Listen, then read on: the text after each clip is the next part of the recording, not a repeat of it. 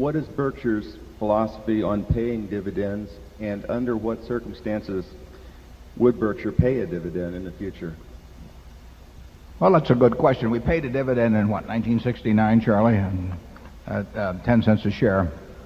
I can't remember it, but it's in the records. We would be very likely to pay either very large dividends or none at all, because our test is whether we think we can use money at a rate in a way that it creates more than $1 of market value for every dollar we retain. Obviously, if we can keep $1 and it becomes, on a present value basis, worth more than $1, it's foolish to pay it out. Forget all about taxes. Assume it's a tax-free society. We would have exactly the same dividend policy up to this point, whether there was any tax on dividends, capital gains, or anything else, or whether we were entirely tax-free, because we have retained money, because to date we have felt that if we keep $1 and use it in buying other businesses or whatever it may be, that it becomes worth more than $1 on a present value basis. I mean, not that it's going to be worth $1.10 4 years from now, but it's worth more than $1 when we look at what it'll be 4 years from now.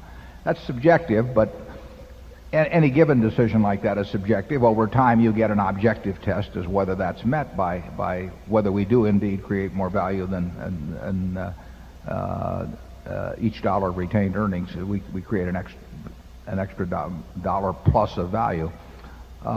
If that changed, and it could change, then we would give the money to the shareholders, and it might be done through repurchases or it might be done through dividends. But there's no reason to keep $1 in the business that's worth 90 cents if you keep it in the business. And there are companies that do that, but they're not necessarily intentionally doing it. They may have higher aspirations as they go along, but they're not realized.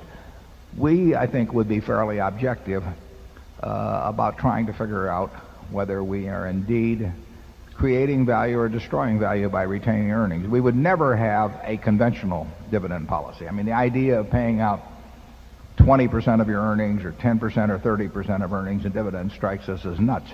I mean, you may get yourself in a position where you have to do it because you build these expectations in people's minds, but there is no logic to it whatsoever.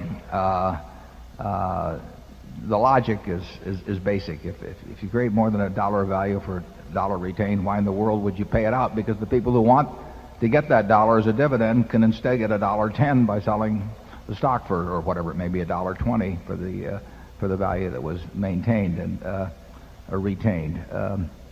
So that it's a very simple dividend philosophy, and one I think that's in one of the past annual reports. We explain the logic of it, and I see nothing that would change in terms of the principles of it. Evaluating whether that's the case. I mean, obviously we aren't going to make a decision every week based on whether we can employ money that week at a higher rate of return or every month. But in terms of a reasonable expectancy over a couple-year period, whether we think we can use retained earnings advantageously, that's our yardstick. Charlie?